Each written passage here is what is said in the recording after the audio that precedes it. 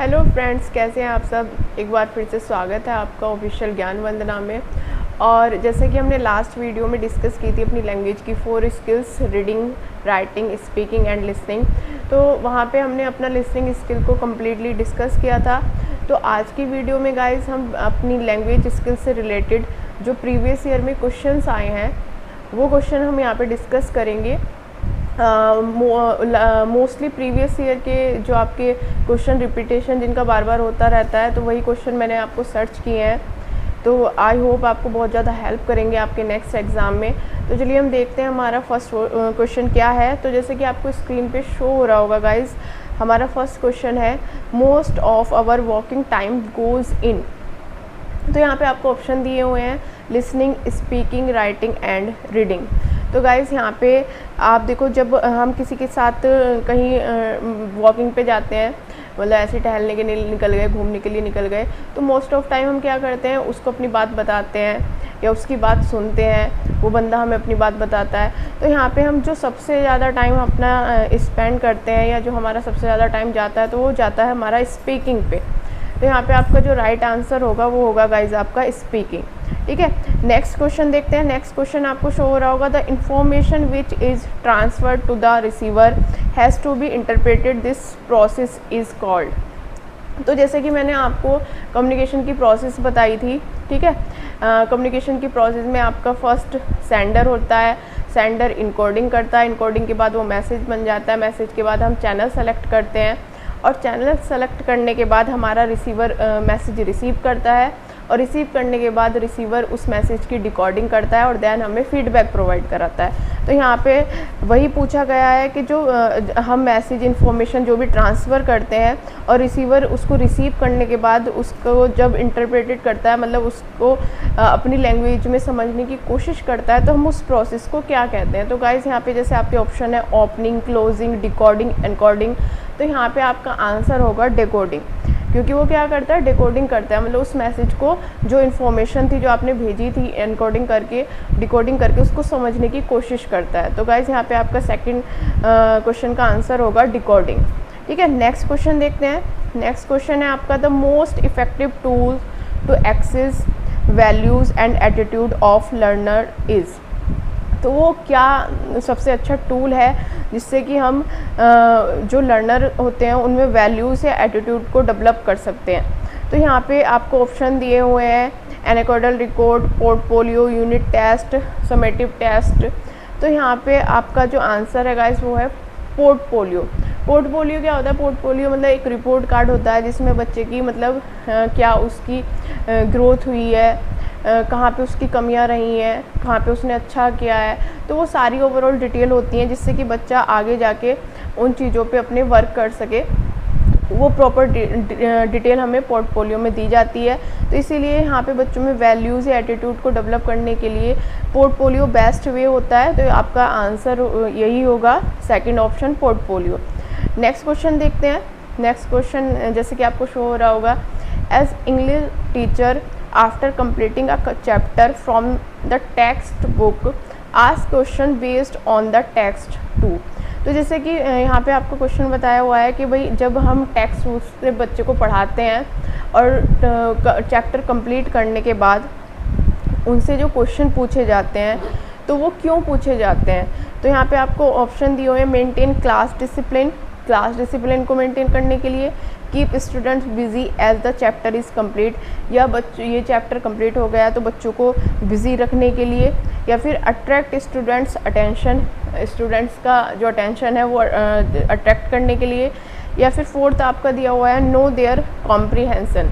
तो यहाँ पे गाइस देखो जो राइट आपका आंसर होगा, आप खुद भी सोच सकते हैं कि जब हमने बच्चे को एक पूरा चैप्टर पढ़ा दिया है, कंप्लीट चैप्टर उसका हो चुका है, तो उसके बाद हम क्या करते हैं, उसके बाद हम बच्चों का फीडबैक लेते हैं कि उनको वो चैप्टर समझ में आया या नहीं आया। तो इस रिगार्डिंग यहाँ पे आपका सबसे बेस्ट ऑप्शन होगा नो देयर कॉम्प्रीहेंसन, मतलब उनके जो कॉम्प्रीहेंसन लेवल है उसको जानने के लिए कि उन्होंने चैप्टर को समझा है या नहीं समझा, उनको चैप्टर क्लियर हुआ है या फिर नहीं हुआ। नेक्स्ट क्वेश्चन देखते हैं। नेक्स्ट क्वेश्चन है what is communication without words. Communication वो कम्युनिकेशन क्या है जब हम शब्दों का यूज़ नहीं करते। तो यहाँ पे आपके ऑप्शन दिए हुए हैं guys, there is no communication without words, शब्दों के बिना कोई कम्युनिकेशन नहीं होता। या फिर नेक्स्ट दिया हुआ है नॉन वर्बल कम्युनिकेशन, अशाब्दिक कम्युनिकेशन। या फिर नेक्स्ट दिया हुआ है टेलीपैथी। या आपका फोर्थ दिया हुआ है साइन लैंग्वेज, जिसको हम सिंबल लैंग्वेज भी बोलते हैं। तो जैसे कि देखो मैंने आपको टाइप्स ऑफ कम्युनिकेशन में बताया था, there are 2 types of communication, verbal communication and non verbal communication. Verbal मतलब मौखिक और नॉन वर्बल मतलब अशाब्दिक, अमौखिक, मतलब जिसमें हम बोलते नहीं हैं, जिसमें हम कोई इवन सिंगल वर्ड का भी यूज़ नहीं करते। जैसे कि कई बार होता है देखो, मतलब हम परेशान होते हैं या मतलब बहुत ज़्यादा खुश होते हैं, तो जो हमारी फीलिंग्स होती हैं, इमोशंस होती हैं, उसमें हमें कभी अपने शब्दों का यूज़ नहीं करना पड़ता और सामने वाला बंदा हमारे बिना शब्दों के यूज़ किए हुए जो हमारी मैसेज होता है, जो हमारी बात होती है, वो ईज़िली समझ जाता है। तो उसको हम क्या कहते हैं, नॉन वर्बल कम्युनिकेशन, मतलब जिसमें हम शब्दों का यूज़ नहीं कर रहे हैं, फिर भी हमारा जो मैसेज है वो सामने वाले को कन्वे हो रहा है। आई होप आपको क्लियर हुआ होगा। नेक्स्ट देखते हैं। नेक्स्ट है हमारा यहाँ पे, how can a person correctly communicate. एक बंदा कैसे करेक्टली कम्युनिकेट कर सकता है, कैसे सही से बात कर सकता है। तो यहाँ पे ऑप्शन दिया हुआ है, स्पीकिंग के द्वारा, या फिर ईमेल से कर सकता है, या टेक्स्ट मैसेज टेक्स्ट कर सकता है, या फिर लास्ट आपका दिया हुआ है ऑल ऑफ द अबव। तो यहाँ पे गाइस देखो, हम स्पीकिंग के थ्रू भी बात कर सकते हैं, ईमेल के थ्रू भी बात कर सकते हैं, अपना मैसेज कन्वे करा सकते हैं, या फिर टेक्स्ट मैसेज भी हम कर सकते हैं। तो ये सब क्या है, हमारा कम्युनिकेशन का ही पार्ट है। तो यहाँ पे आपका all of the above right option होगा। नेक्स्ट क्वेश्चन देखते हैं। नेक्स्ट क्वेश्चन है आपका, for students to gain language skills from text books the text book learning should. अगर हम चाहते हैं कि बच्चा जो टेक्स्ट बुक होती है वहाँ से लैंग्वेज स्किल्स को सीखे, तो हमें ऐसा क्या रखना चाहिए उनकी बुक्स में जिससे कि बच्चे उसको सीखने के लिए रेडी रहें, तैयार रहें। तो फर्स्ट ऑप्शन दिया हुआ है, correlate with assessment and achievement. उससे जो टेक्स्ट बुक है या जो टेक्स्ट है वो हमें बच्चों का जो अचीवमेंट है या जो असेसमेंट्स है उनसे रिलेट करना चाहिए। नेक्स्ट है, lead to using the text book sparingly, या फिर हमें टेक्स्ट बुक से जोड़ना चाहिए। नेक्स्ट है, expose them to more literary reading, या बच्चों को हमें ज़्यादा से ज़्यादा पढ़ाने के लिए बोलना चाहिए। नेक्स्ट है, become more cost effective compare to technological support course, या फिर हमें अपनी टेक्स्ट बुक को बहुत ज़्यादा एक्सपेंसिव बना देना चाहिए टेक्निकल यूज़ करके। तो यहाँ पे देखो आपका जो राइट आंसर होगा, कोई भी बच्चा जो टेक्स्ट बुक होती हैं, जैसे कि सिंपली वहाँ पे आपने देखा होगा छोटे बच्चों की बुक्स में पिक्चर्स बनी होती हैं, उनको पढ़ाने के लिए जो टेक्स्ट बुक होती है, मान लो उन्हें कोई पोएम पढ़ाई जा रही है पैरट के बारे में, तो वहाँ पे पैरट की प्रॉपर पिक्चर शो हो रही होगी, या फिर कोई भी स्टोरी है तो वहाँ पे स्टोरी से रिगार्डिंग वहाँ पे पिक्चर शो हो रही होगी। तो वो क्या है कि यहाँ पे राइट आंसर आपका यही होगा गाइज, कि correlate with assessment and achievement. वो जो टेक्स्ट बुक है उसको हमें बच्चों के जो असेसमेंट है, जो अचीवमेंट्स है, उनसे रिलेट करके रखना चाहिए ताकि बच्चा उसको सीखे। क्योंकि कोई भी चीज़ है बच्चों, हम तब तक उस चीज़ को नहीं सीखते हैं जब तक कि वो हमारे काम की नहीं होती। अगर कोई भी काम हम कर रहे हैं वो हमारे काम का, इन फ्यूचर हमें उसकी ज़रूरत पड़ने वाली है या वो हमारे काम आएगा, तभी हम उस पर फोकस करके वर्क करते हैं, अदरवाइज़ हम उस पर ध्यान नहीं देते। तो इसीलिए हमें जो हमारी बुक्स होती हैं, टेक्स्ट बुक होती हैं, उनको बच्चों के फ्यूचर से या उनके आगे आने वाले अचीवमेंट से रिलेट करके रखना चाहिए, जिससे कि बच्चा उसको ज़्यादा से ज़्यादा सीखे। नेक्स्ट क्वेश्चन देखते हैं, which is not a language skill. कौन, इन ये जो 4 ऑप्शन दिए इनमें से कौन सी ऐसी स्किल है जो आपकी लैंग्वेज स्किल में काउंट नहीं होती। तो आपके ऑप्शन है देखो, listening, reading, hearing and writing. तो गाइस यहाँ पे देखो आपका यहाँ पे स्पीकिंग नहीं दिया हुआ, फॉर लैंग्वेज स्किल आपकी यही है, लिसनिंग, रीडिंग, स्पीकिंग और राइटिंग। तो यहाँ पे जो हियरिंग है, हियरिंग क्या है, आपका लिसनिंग का ही पार्ट है, ये कोई अदर से स्किल नहीं है, लिसनिंग में ही काउंट होती है। तो इसलिए आपका यहाँ पे जो राइट आंसर होगा वो आपका हियरिंग होगा। नेक्स्ट देखते हैं, listening and hearing refers to. Listening और हियरिंग जो होती हैं वो किसको रेफ़र होती हैं। तो यहाँ पे है डिफरेंट थिंग्स को, या फिर mental and physical acts respectively, the same thing. और नेक्स्ट है आपका the specific act versus general act. तो यहाँ पे आपका आंसर होगा मेंटल एंड फिजिकल एक्ट्स। देखो जब हम किसी चीज़ को सुन रहे होते हैं, ठीक है, तो वहाँ पे हमारा मेंटली और फिजिकली एक्टिव होना बहुत ज़्यादा ज़रूरी होता है। जैसे कि लिसनिंग स्किल में मैंने आपको बताया भी था कि अगर हम बच्चों को देखो स्टोरी के थ्रू कोई बात बताते हैं, कहानी के माध्यम से कोई बात बताते हैं, तो वो बहुत जल्दी उस चीज़ को सीख जाते हैं। क्यों? क्योंकि बच्चों को कहानी सुनने में बहुत ज़्यादा इंटरेस्ट आता है, वो अपने आप को मतलब वहाँ पे मेंटली और फिजिकली रिलेट करके चलते हैं, इसीलिए बहुत जल्दी वो चीज़ों को सीख जाते हैं। तो यहाँ पे आपका सेकंड ऑप्शन राइट होगा। नेक्स्ट क्वेश्चन देखते हैं। नेक्स्ट है आपका, as a sympathetic listener you should consider the message from the point of view of.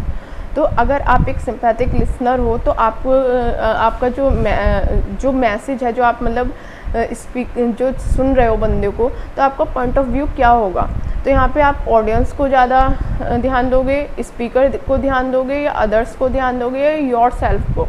तो यहाँ पे देखो आप किसको सुन रहे हो, आप सुन रहे हो जो सामने बंदा बोल रहा है, तो उसको हम क्या कहेंगे, स्पीकर। मतलब स्पीकर अपनी बात को हम तक पहुँचा रहा है, लिसनर तक पहुँचा रहा है। तो एज अ सिंपैथिक लिसनर आप सबसे ज़्यादा फोकस किस पे करोगे, स्पीकर पे करोगे। स्पीकर की बातों को बहुत ध्यान से सुनोगे, फोकस होके सुनोगे, एक्टिव होके सुनोगे, और एकदम ओपन माइंडेड होके सुनोगे, जिससे कि आप लास्टली उसको रेस्पॉन्स कर सको। आई होप आपको ये पॉइंट भी क्लियर होगा।